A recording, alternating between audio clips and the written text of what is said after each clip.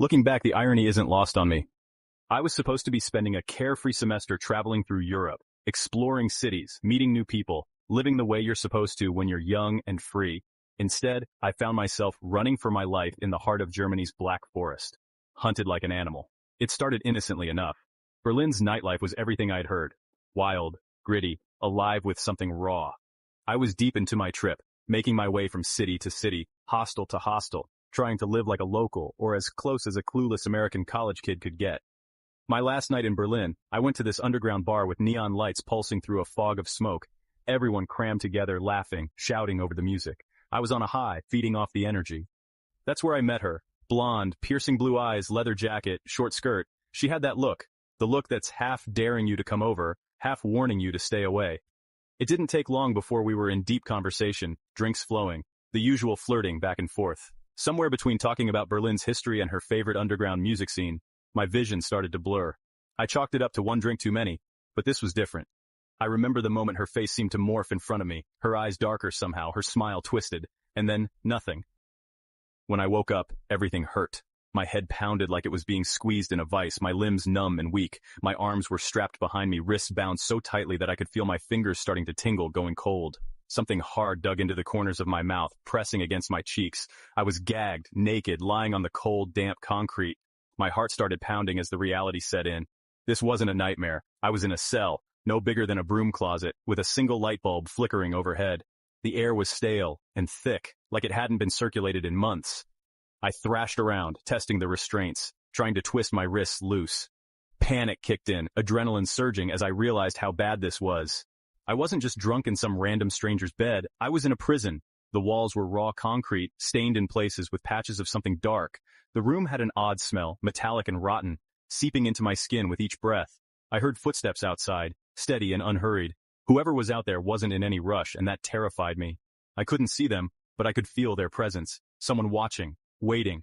My mind raced back to that woman at the bar, her eerie smile flashing in my memory. Was she in on this? Was she even real? The door clanged open, and a tall, shadowed figure stepped in. He was thick-set, with a shaved head and the kind of muscles that only come from a life of hard labor. His face was blank, almost indifferent as he looked down at me like I was a piece of meat. Without a word, he reached down, grabbed me by the arm, and dragged me out of the room. I tried to fight back, but my body was still weak, groggy from whatever drug they'd slipped me. The hallway outside was dim, lined with metal doors, some with bars, some solid. It reeked of sweat, rust, and something darker. I could hear muffled voices, occasional screams. My stomach churned as the realization hit me. I wasn't alone in this place, and whatever was happening here wasn't just about me. He hauled me down the hallway, through a series of doors, each one thicker and more fortified than the last, until we reached what looked like an industrial room. Concrete floors, metal walls, heavy machinery humming somewhere in the background. Chains hung from the ceiling, dark stains splattered across the floor. It was a dungeon, some twisted industrial slaughterhouse. But then, by some twist of fate, he left me there, bound and gagged, but alone. Maybe he thought I was too weak to go anywhere. Maybe he was just careless. I took my chance. I squirmed against the ropes, binding my wrists, twisting until my skin was raw. Finally, by some miracle, I felt the rope loosen, and my hand slipped free. I yanked the gag out, gasping for air, tasting blood where it had cut into my mouth. I knew I couldn't go back the way we'd come, so I bolted through the nearest door, not caring where it led. I stumbled through winding hallways, past rooms filled with equipment I didn't want to imagine the purpose of. The place was a maze, a twisted underground labyrinth. But eventually, I found a door that led outside. The cold air hit me like a slap to the face, clearing my mind, sharpening my instincts. I was outside, but not safe. The building was tucked away in the forest, its windows dark, surrounded by trees so dense they blocked out the sky. I took off running, crashing through the underbrush, the branches tearing at my skin. I didn't know where I was going, only that I needed to get as far from that place as possible. I ran until my lungs burned, my legs giving out beneath me. I stumbled into a clearing and collapsed, the silence pressing down on me. But it didn't last. I heard shouts in the distance, the baying of dogs. They were coming. My escape wasn't going to be easy, and I was far from safe.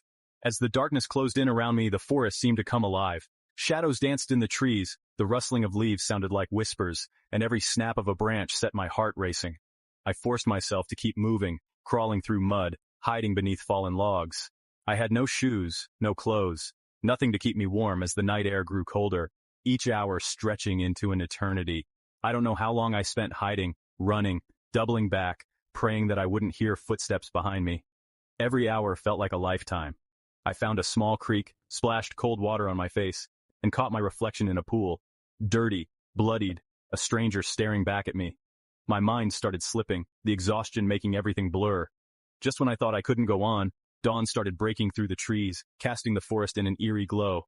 I staggered forward, numb to the cold, the fear. Eventually, I stumbled onto a hiking trail, and for a moment, I thought I was hallucinating, but then I saw a hiker coming toward me, his face twisting in shock as he took in my appearance. I tried to speak to tell him what had happened, but I barely managed a few garbled words before collapsing. I woke up in a hospital bed, warm blankets wrapped around me, the sterile smell oddly comforting. Police officers stood nearby, waiting to question me. They told me they found an old bunker in the forest, abandoned, but they hadn't found any sign of the people who'd taken me. The nightmare didn't end there. I still see their faces in my dreams, feel the cold concrete against my skin, the metallic taste of the gag in my mouth. I can still smell the stench of that dungeon, hear the heavy footsteps echoing down the hall. And even now, as I sit here recounting my story, a part of me feels like they're still out there, waiting.